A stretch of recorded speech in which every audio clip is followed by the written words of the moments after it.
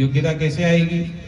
फूटे घड़े में पानी भरोगे तो जल बह जाएगा, टिकेगा नहीं। इसी प्रकार से यदि कुयोग्य को ज्ञान दिया जाएगा तो इस कान से सुनेगा, उधर से निकाल देगा। ज्ञानशील व्यक्ति जिसके अंदर श्रद्धा होगी उसी को दिया जाएगा तो कुछ काम करेगा।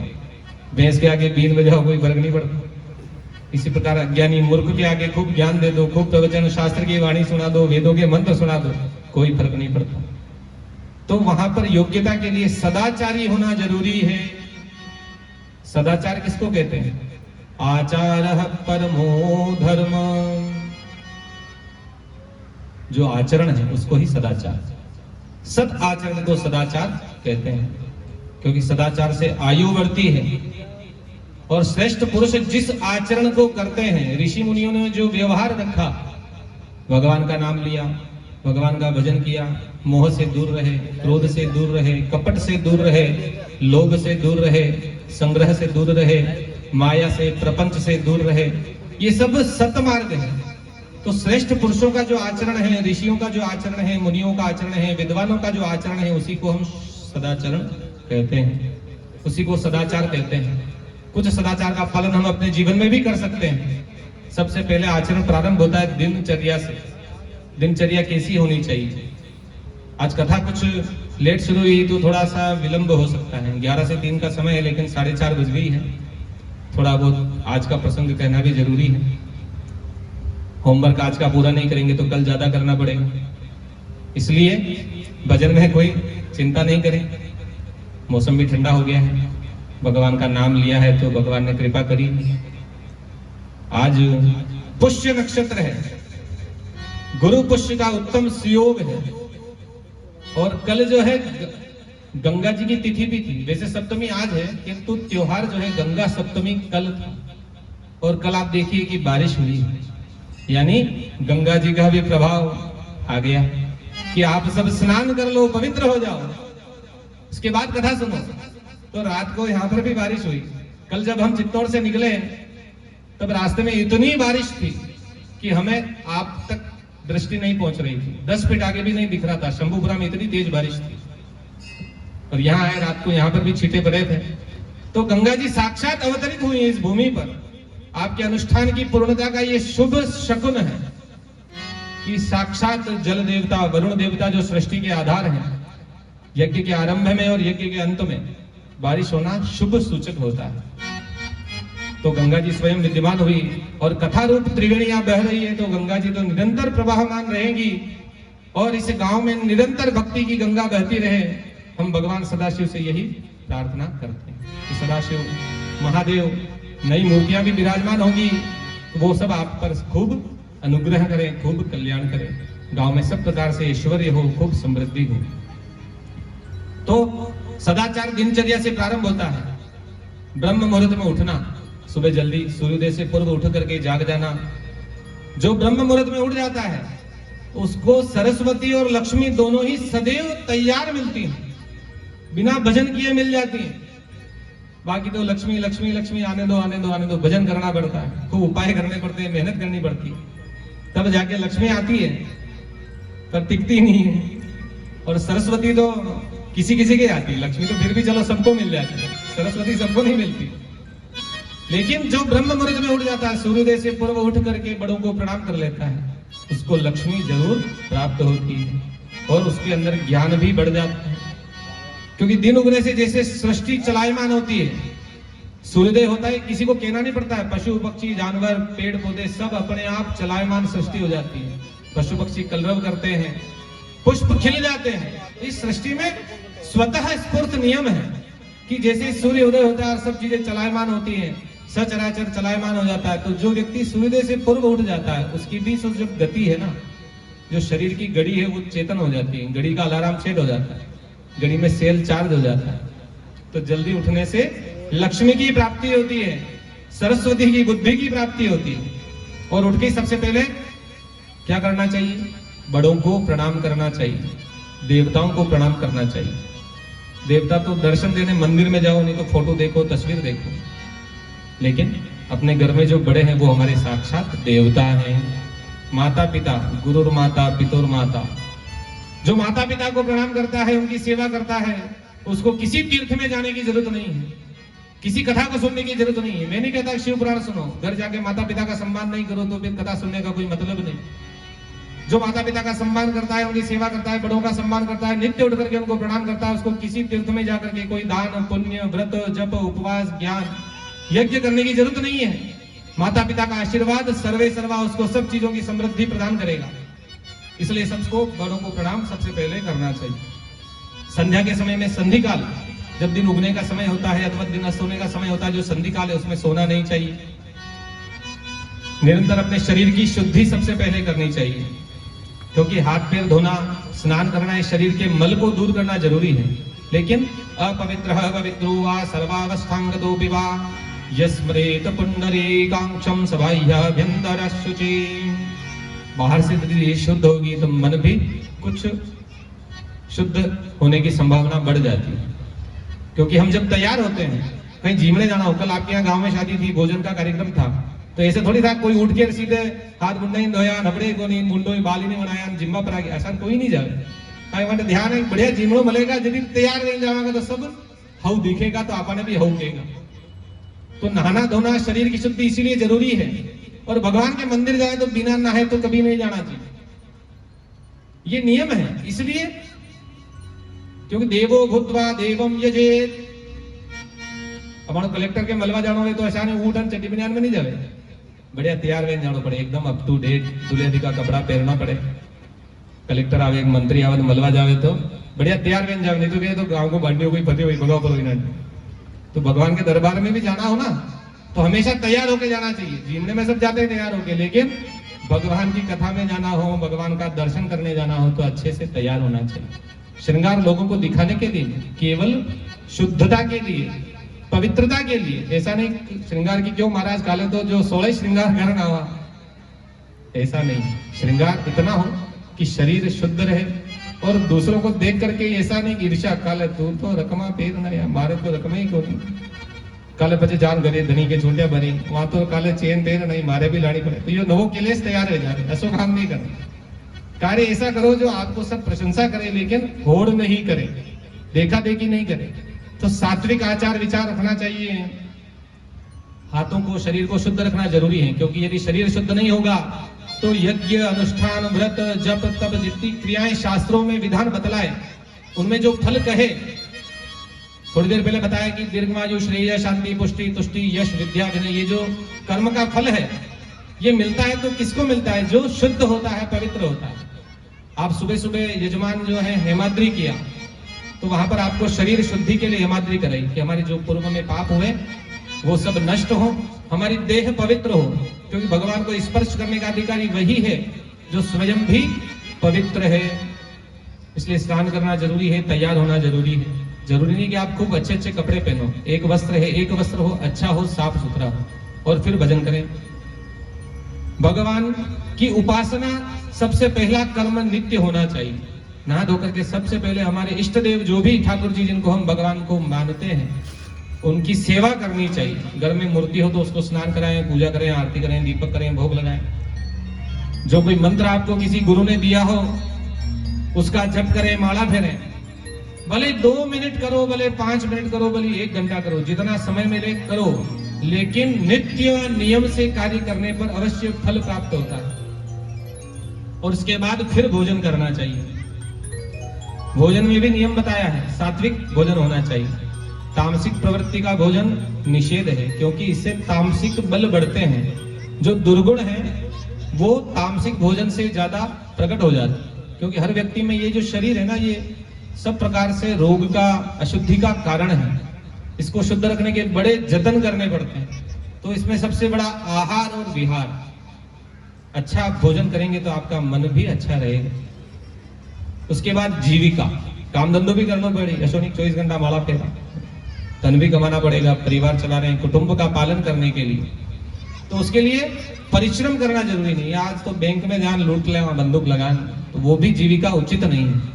जो मेहनत का काम है, जो धर्म के मार्ग से चलते हैं, उससे जो धन प्राप्त होता है उसको जब हम भोग लेते हैं, भोग में, काम में लेते हैं, उपयोग में लेते हैं, तो उससे हमारे मन में भक्ति का उदय होता है।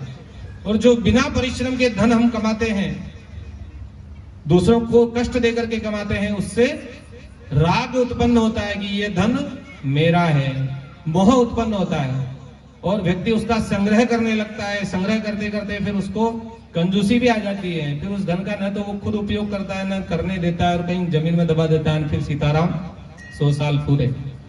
तो धन को धर्म के मार्ग से कमाना चाहिए। 4 सिद्धांत जीवन में अपनाने चाहिए हर आदमी को। पहला है सदाचार, अच्छा आचरण करो, सदमार्ग पर चलो। दूसरा जीविका, यानी हम जो परिश्रम करते हैं पैसा कमाने के लिए, कुटुंब को चलाने के लिए, वो सतमार्ग हो। दुष्ट प्रवृत्ति से हम धन नहीं कमाएं, ऐसा संकल्प कर लेना चाहिए। तीसरा है व्यसन से मुक्ति। कोई भी हम दुर्व्यसन करते हो, झूठ बोलना, निंदा करना, किसी के घर में चुगली करना, कोई 2 भाइयों के प्रेम हो उसके बीच में आग लगा देना, कोई धर्म का कार्य कर रहा हो उसमें विघ्न डालना, ये सब चीजें भी व्यसन है। शौक होती है बहुत से लोगों को, कैसे आंगली करूं। कोई 4 लोग आराम से बैठे तो भाई यहाँ तो क्लेश होना ही चाहिए, ऐसा हमको नहीं करना है। कोई दुर्व्यसन हम करते हो तो किसी को कहने की जरूरत नहीं होनी चाहिए कि नहीं आप इसको छोड़ो। मन में ऐसी भाव रखें कि हम दुर्व्यसनों से दूर रहें। और चौथा है भजन।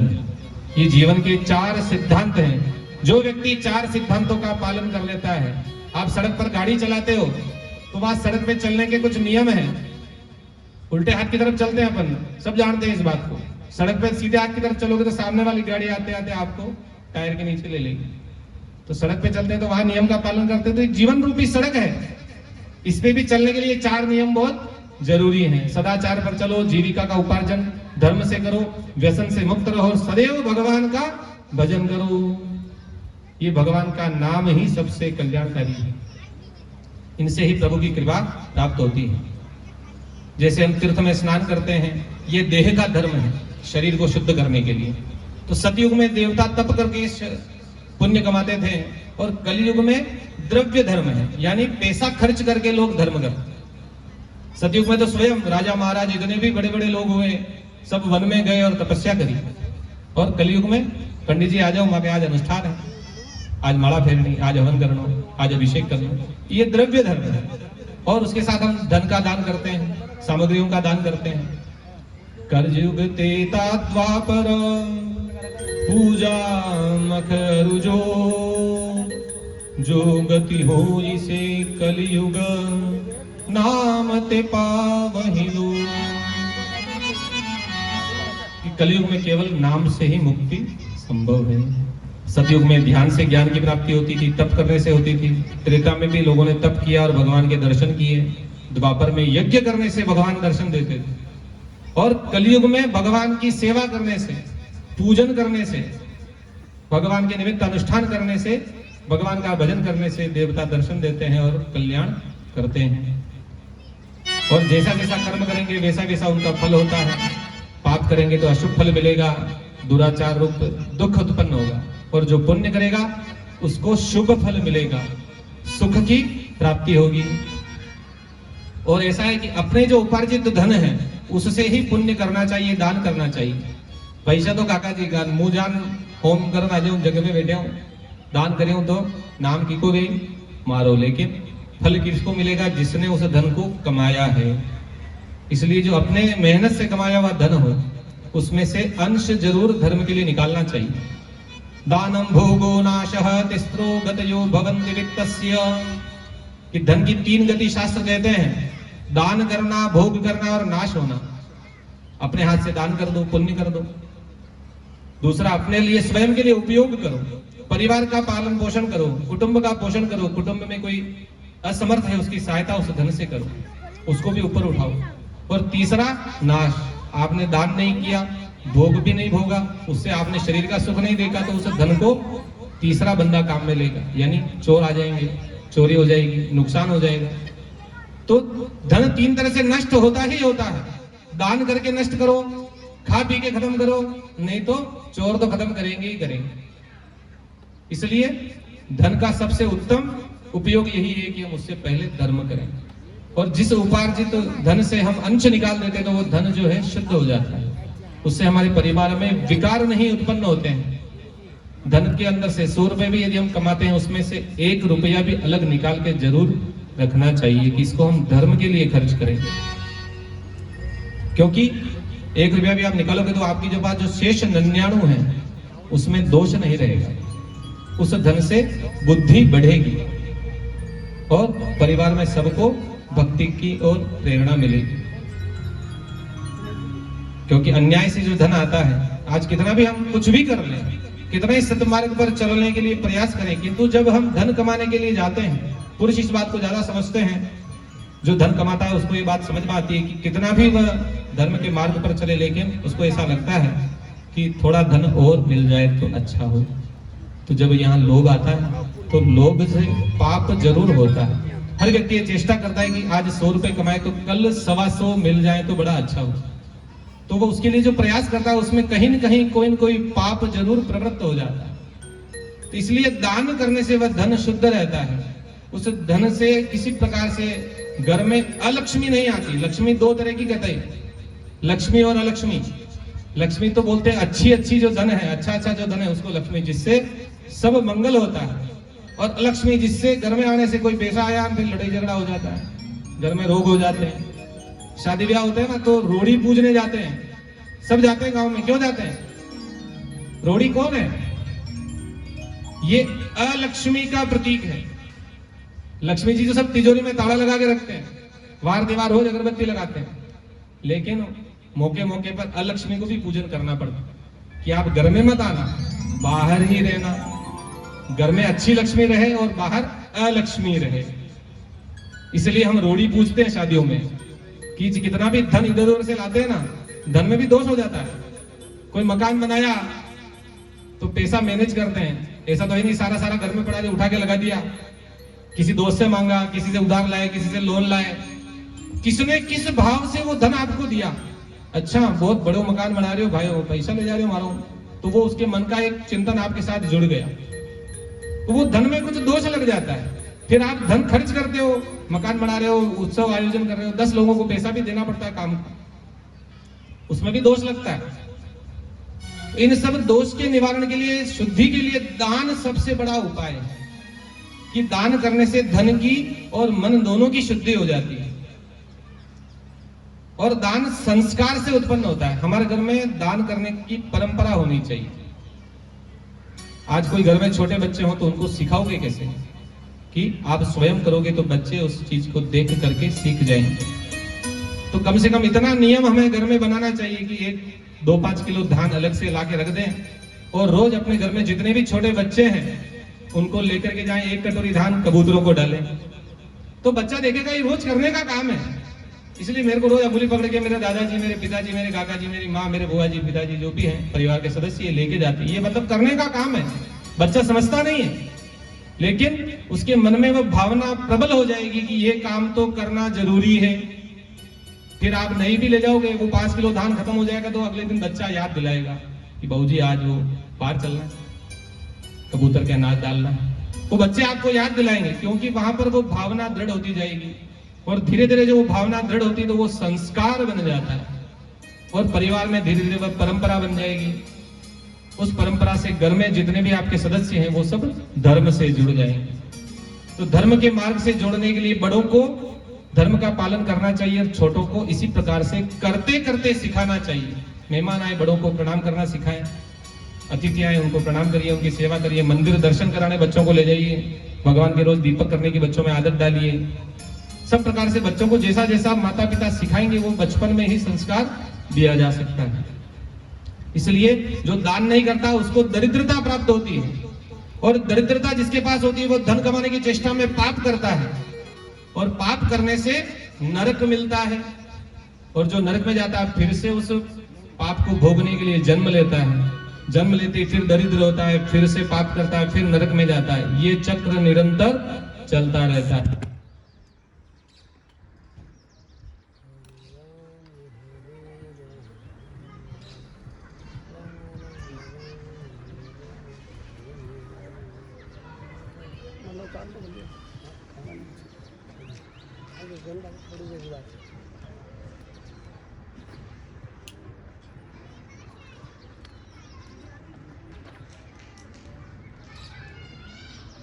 तब तक 5 मिनट कीर्तन करो।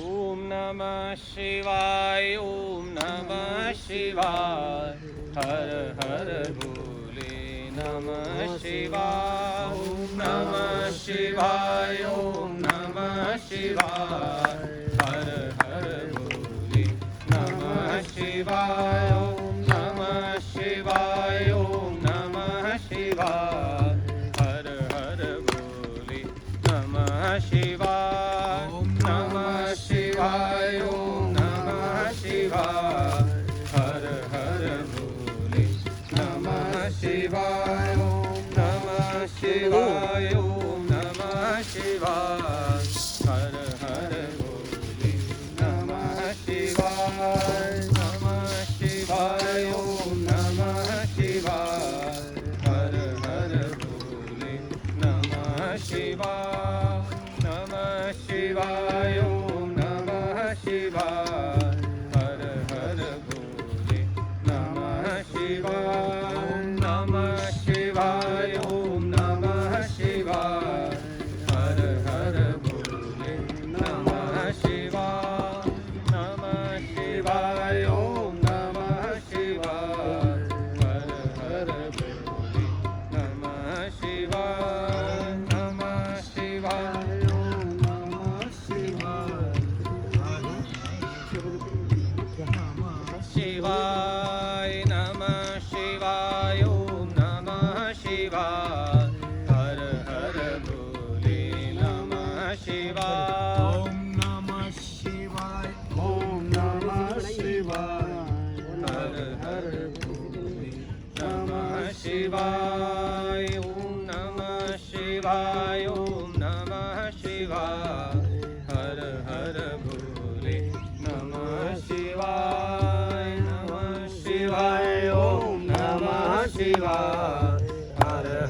भोले नमः शिवाय, नमः शिवाय, ओम नमः शिवाय, हर हर भोले नमः शिवाय, नमः शिवाय, ओम नमः शिवाय, हर हर भोले नमः शिवाय, नमः शिवाय, ओम नमः शिवाय, हर हर भोले नमः शिवाय, नमः शिवाय, ओम नमः शिवाय, हर हर भोले नमः शिवाय, नमः शिवाय, ओम नमः शिवाय, हर हर भोले नमः शिवाय, नमः शिवाय, ओम नमः शिवाय, हर हर भोले नमः शिवाय, ओम नमः शिवाय, ओम नमः शिवाय, हर हर भोले नमः शिवाय, ओम नमः शिवाय, ओम नमः शिवाय, हर हर भोले नमः शिवाय, ओम नमः शिवाय, ओम नमः शिवाय, हर हर भोले नमः शिवाय,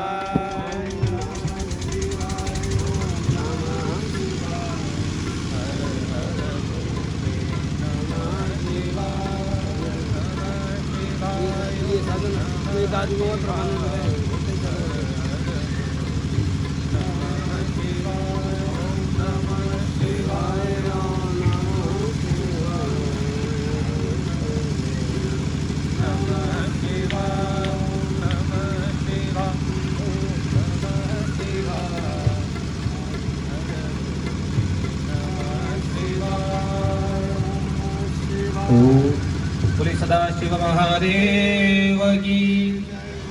तो दान करने से सब प्रकार से कल्याण मिलता है। तुलसी पंचन के पिए गढ़े न सरिता नीर, दान दिए धन ना गटे जो सहाय रघुवीर। कि दान करने से किसी प्रकार से कोई कमी नहीं होती है।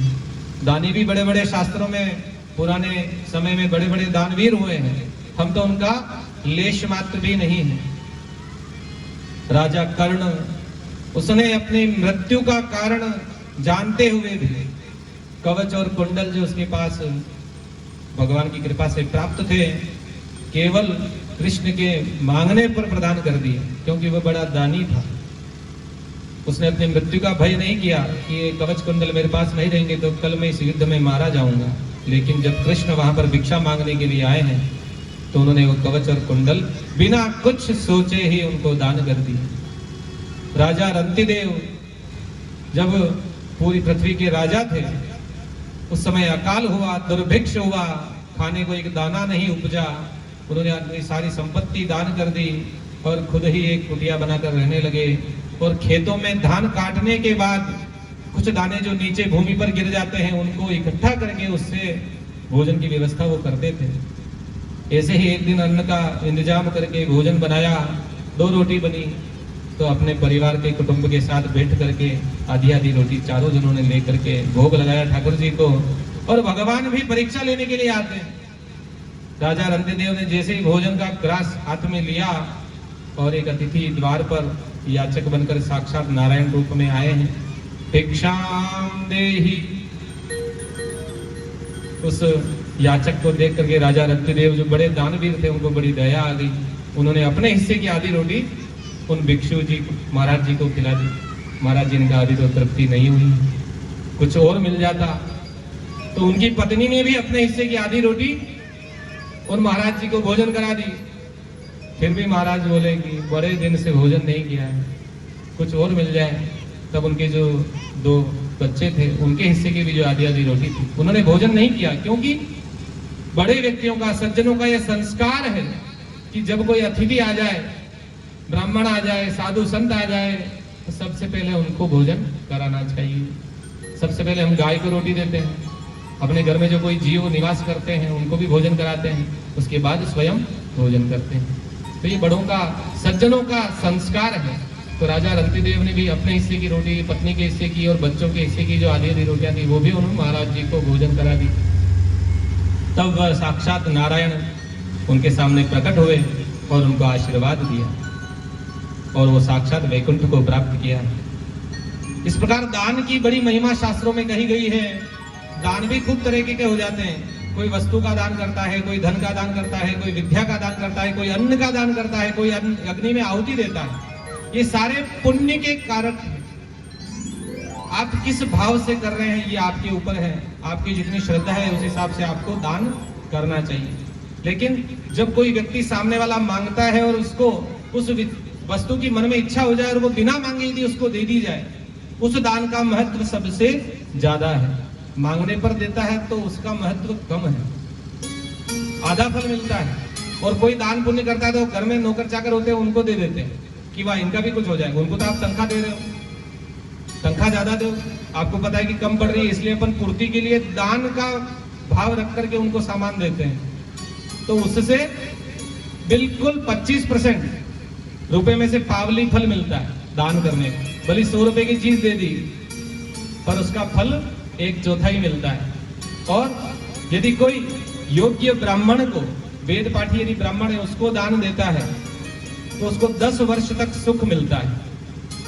किसी वैष्णव भगवान के सेवक को, भक्त को यदि कोई दान देता है तो उसको वैकुंठ की प्राप्ति होती है। और जो यदि किसी शिव भक्त को दान देता है तो उसे साक्षात शिव की प्राप्ति होती है, कैलाश में वास मिलता है। बोले सदा शिव महादेव की। और शास्त्रों में सबसे बड़ा अन्नदान कहा गया। अन्नदान करने से, भूखे को भोजन कराने से तुरंत पुण्य मिलता है। जैसे ही अन्न उसके पेट में गया, उसके मन से जो आशीर्वाद मिलता है वो तुरंत ही पुण्य देता है। और दूसरा कारण आहुति देना। यज्ञ में आहुति दो, चाहे भूखे को भोजन कराओ, दोनों ही बराबर हैं। घर पे कोई मांगने वाला खड़ा है और उसको भोजन नहीं कराएं और यज्ञ में खूब आहुतियां दें तो कोई मतलब नहीं है। इसलिए दान निरंतर करते रहना चाहिए और सदाचार के मार्ग पर चलते रहना चाहिए। फिर शिवलिंग जब उत्पन्न हुआ उसके बाद में उसकी पूजा प्रारंभ हुई तो सृष्टि में शिवलिंगों के बहुत सारे प्रकार बतलाए गए। देवताओं को विश्वकर्मा भगवान ने खूब अलग अलग तरीके के शिवलिंग प्रदान किए कि आप इनका पूजन करिए। ये अलग अलग तरीके के जो शिवलिंग बनते हैं इनसे अलग अलग तरीके के फल भी प्राप्त होते हैं। और किस स्थान पर आप भगवान का नाम लेंगे उस स्थान का भी बड़ा प्रभाव होता है। स्थान की बड़ी महिमा होती है। कोई अपने घर में यदि जप करता है, माला करता है, तप करता है, भगवान का नाम लेता है, दान पुण्य करता है, यज्ञ अनुष्ठान करता है, तो उससे भी ज्यादा फल देवालय, किसी मंदिर में जाके करेंगे तो ज्यादा फल मिलेगा। उससे भी अधिक 10 गुना फल जहां गौशाला, गाय निवास करती है, उस गाय की सन्निधि में, क्योंकि गाय में 33 कोटि देवता विराजमान रहते हैं, इसलिए गाय की सन्निधि में कोई भी दान किया गया, पुण्य किया गया, कर्म धर्म पूजन पाठ करना घर से, देवालय से भी अधिक पुण्यदायी होता है। और उससे भी 10 गुना फल किसी पर्वत पर जाकर के करने से होता है, क्योंकि पर्वत पर कोई गंदगी नहीं होती। अपने यहाँ बारिश हो तो घर के बाहर कीचड़ी कीचड़ हो जाता है, लेकिन पर्वत पर बारिश होती है ना तो वहां सफाई हो जाती है, धूल धमासा, मिट्टी कचरा कुछ भी नहीं रहता है।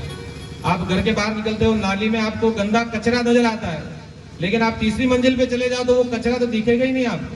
तो व्यक्ति जितना ऊपर जाता है भगवान के समीप पहुंच जाता है, उसकी जो छोटी छोटी चीजें होती जीवन में वो दिखना बंद हो जाती है, रहेगी तो है लेकिन मन का भाव बदल जाता है। तो व्यक्ति जितना पर्वत पर यदि जाए तो उसका फल अधिक मिलता है। उसके बड़ा नदी पर, कोई आसपास पुण्य सलीला नदी हो, बहते हुआ पानी हो, वहां पर बैठ के कोई जप करता है तो उसका भी बड़ा अधिक फल होता है। उससे भी ज्यादा फल तीर्थ में जाकर के पुण्य करने से मिलता है। किसी बड़े तीर्थ में जाओ, हरिद्वार जाओ, प्रयाग जाओ, गंगा जी जाओ, काशी जाओ, वहां पर पुण्य करने से बड़ा महात्म्य कहा गया है शास्त्रों में। और वहां पर भी उससे ज्यादा फल ग्रहण होता है, जब सूर्य ग्रहण होता है, चंद्र ग्रहण होता है, व्यतिपात होता है, ये सारे जो बड़े दिन हैं, इस दिन और दान करने का बड़ा महत्व है। और उससे भी ज्यादा शिवालय में पुण्य करने से फल प्राप्त होता है। शिव पुराण कहती है कि जितने भी देवता हैं, तीर्थ हैं, घर हैं, बार हैं, नदी है, पर्वत हैं, इन सबसे भी बढ़कर शिवालय का महत्व है। जो भी शिवलिंग के सामने भगवान के सन्मुख शरण में बैठ करके भगवान का नाम लेता है, उसको कोटि गुना फल प्राप्त होता है, अनंत फल प्राप्त होता है। बोले सदाशिव महादेव की। और व्यक्ति यदि धर्म नहीं करता है तो वो निरंतर इस संसार चक्र में घूमता रहता है, घूमता रहता है, घूमता रहता है, क्योंकि ये चक्र है, नियम है, परिवर्तन चलता रहता है। भजन नहीं करोगे तो दरिद्रता आएगी, दरिद्रता नहीं आएगी तो पाप करोगे, पाप करोगे तो नरक में जाओगे, नरक से पुनः जीव योनि में जाओ, मोक्ष नहीं होगा, पुनः जन्म होगा, पुनः मरण होगा। ये चक्र निरंतर चलता रहता है। इसलिए उस चक्र से बाहर निकलने के लिए उस चक्र के बनाने वाले महादेव की आराधना करनी चाहिए। बोले सदाशिव महादेव की। जैसे कोई बंद कमरा हो जिसमें कोई दरवाजा नहीं हो, एक ही दरवाजा हो छोटा सा, उसमें किसी अंधे आदमी को छोड़ दिया जाए और वो देखे कि दरवाजा कहाँ है, दरवाजा कहाँ है, वो हाथ दीवार पे घुमाए, और तो कोई साधन दिखता तो नहीं है, तो वो हाथ घुमाता घुमाता घुमाता घुमाता पूरी दीवार पे हाथ घुमाता है। लेकिन जैसे ही दरवाजा उसके हाथ के पास आता है और जो संसार की मोह माया वैसी खुजली आ जाती है शरीर में, क्योंकि मोह माया आपको भगवान से जुड़ने नहीं देगी। ये जन्म मृत्यु का जो चक्र है, इसका ताला ऐसे ही नहीं खुल जाता, इसमें बड़ी समस्याएं आती हैं। तो जैसे ही खुजली होती है वो हाथ हटा करके खुजली करता है और आगे बढ़ जाता है और वो दरवाजा वहीं छूट जाता है और वापस उसी कमरे में ऐसे ही घूमता घूमता घूमता ये चक्र निरंतर चलता रहता है।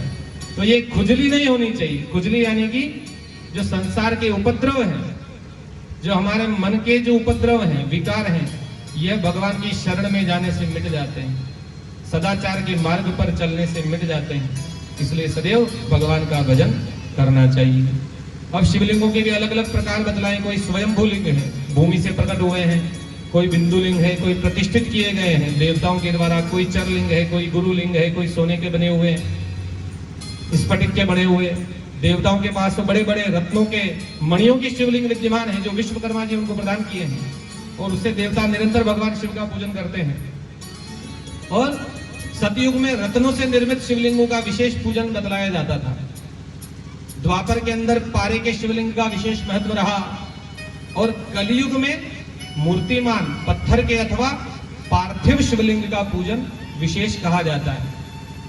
पार्थिव जो है अलग अलग वस्तुओं से बनाया जा सकता है।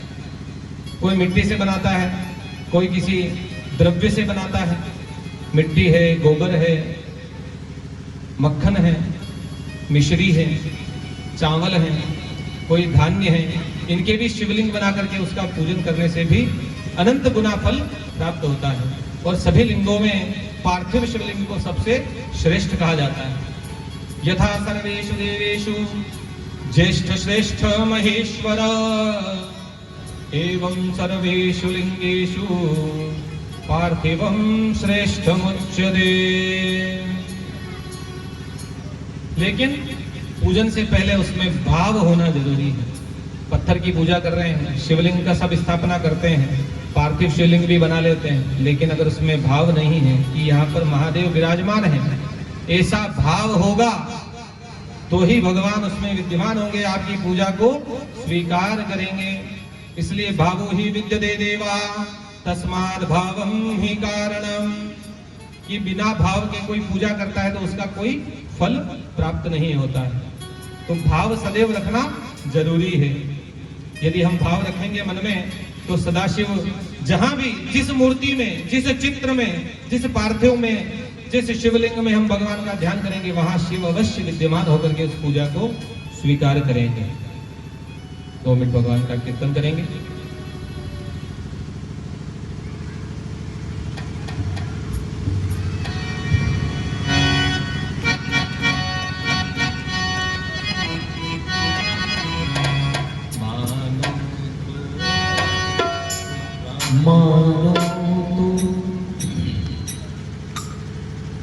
मानो तो मैं शिव शंकर हूँ।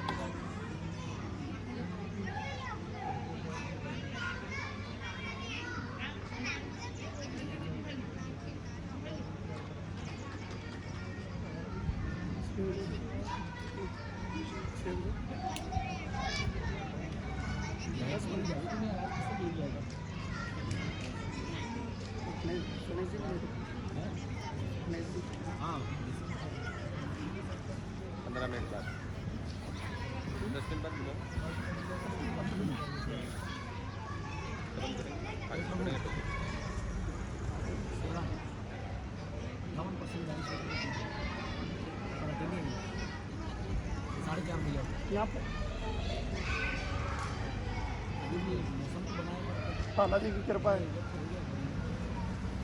बालाजी की कृपा है।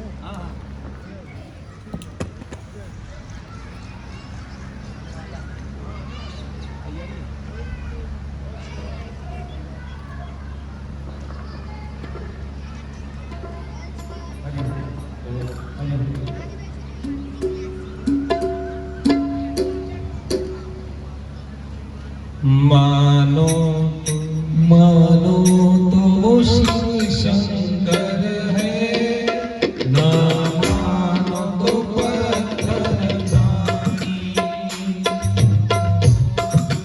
शिव शंकर है, ना मानो तो पत्थर दानी। मानो तो शिव शंकर है, ना मानो तो पत्थर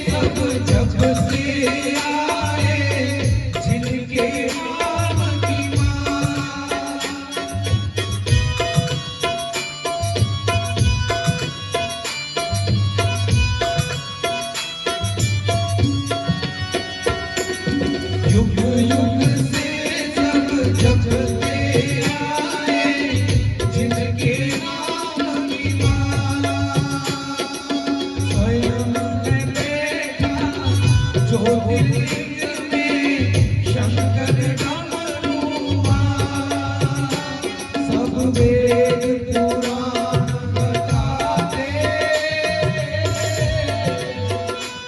सब वेद पुराण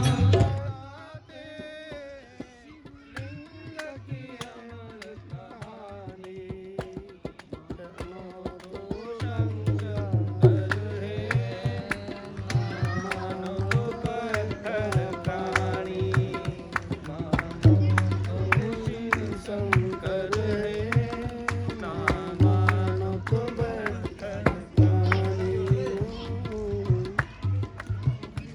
नर नारी क्या देवी देव भी